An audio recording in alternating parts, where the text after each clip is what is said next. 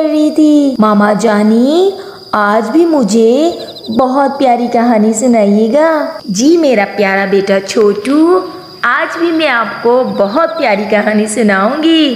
कहानी जो है छोटे से बेबी की है, जो जंगल में एक औरत छोड़ जाती है और उसकी परवरिश शेर राजा करता है।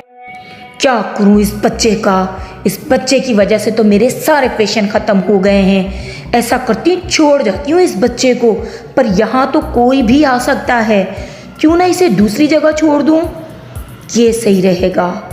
जहाँ सन्नाटा हो वो जगह सही रहेगी। चलो ले चलती हूँ। यहाँ कोई नहीं है, यहाँ ये बच्चा आराम से लेटा रहेगा, कोई भी जानवर आके इसे खा जाएगा। मैं क्या करूँ, मेरा अपना बच्चा थोड़ी है।